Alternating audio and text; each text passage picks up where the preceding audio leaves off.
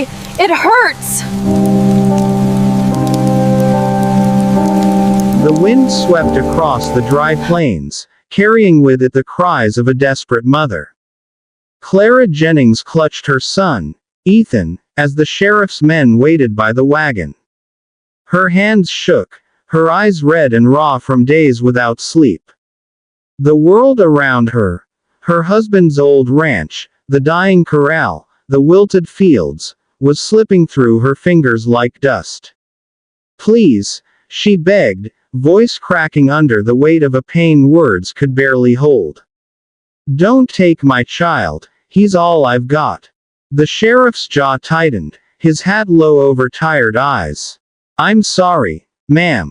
The law's the law. Your husband's debts. I don't care about the debts," she screamed. "I'll work. I'll clean. I'll sew. All." The lawman looked away. Orders came down from the court. "The boy's next of kin lives up north. He goes there." Her arms tightened around Ethan. He was only 7. Too small to understand the word debt, but old enough to feel the terror in his mother's trembling voice. "Mama," he whispered, "don't let them take me." She pressed her forehead to his, sobbing so hard she could hardly breathe. Around her, the townsfolk stood in uneasy silence. They'd seen plenty of heartbreak before, but nothing like this. Then, the sound of spurs cut through the silence. A tall man stepped out from behind the sheriff's wagon. He wore a dusted brown coat, his hat low, shadowing his face. Luke Kerrigan, the quiet rancher from the far edge of town. Few spoke to him. Fewer knew his story. He was a man carved out of silence, strong, stern, and solitary. He didn't say a word at first. Just watched the scene, his expression unreadable. Then, slow and steady, he reached into his coat and pulled out a folded document. He tossed it at the sheriff's feet. The pouch of coins that followed landed with a dull clink.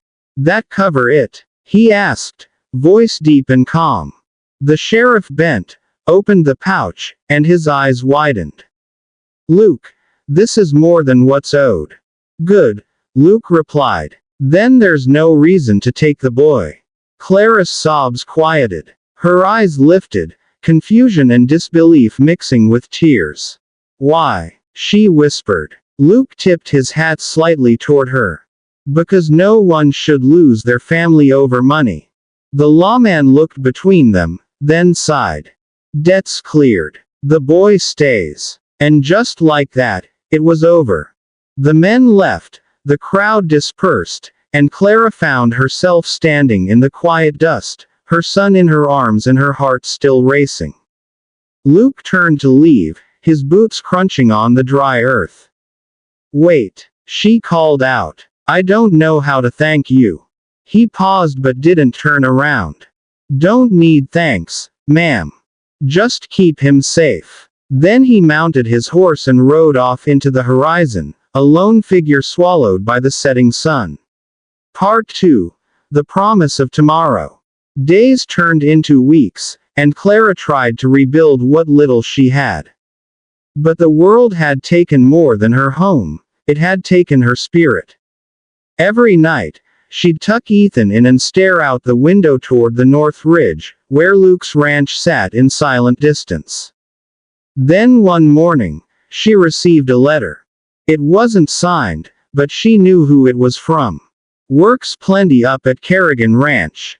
Housekeepers needed. Room and board included." Clara folded the note with trembling hands.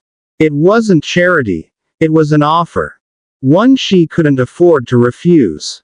By dusk, she and Ethan stood at Luke's gate. The ranch stretched wide. Rolling fields, open skies, and the faint sound of horses in the paddock. Luke met them halfway, his hat in his hands, his usual silence wrapped around him like armor. "You didn't have to come," he said quietly. She smiled, though it trembled. "You didn't have to save us."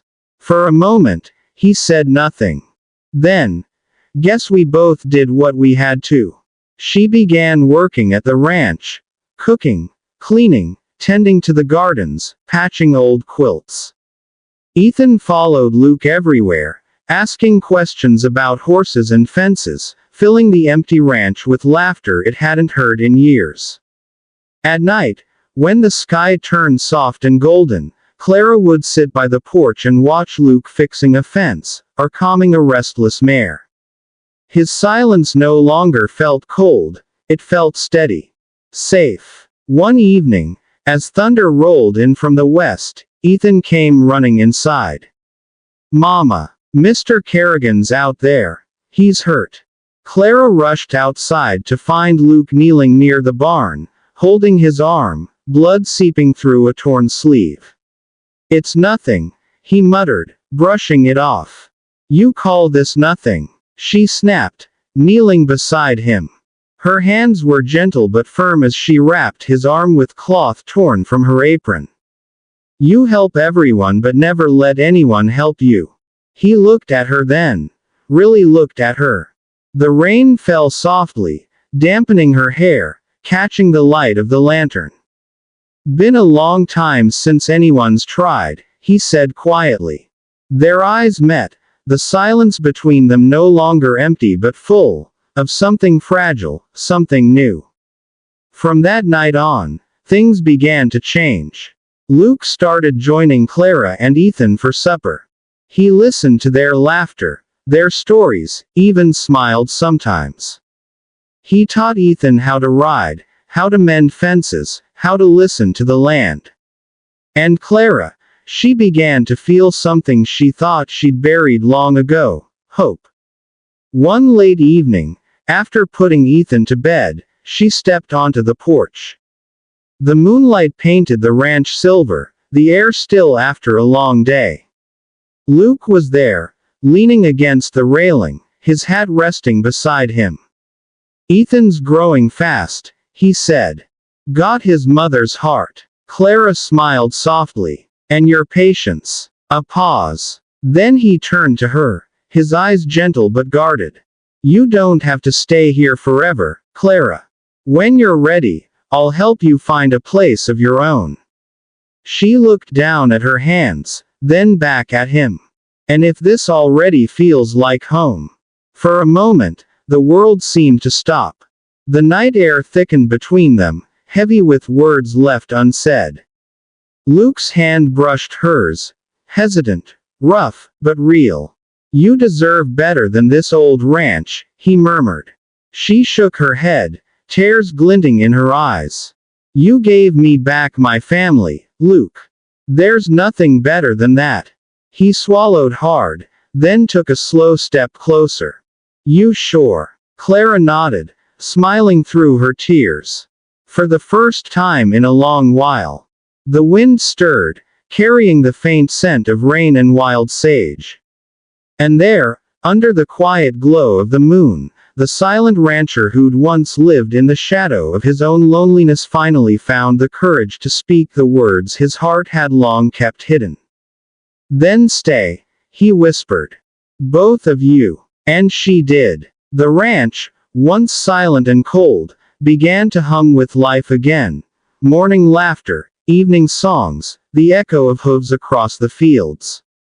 Luke had given them a home, but in truth, it was Clara and Ethan who'd given him back his heart.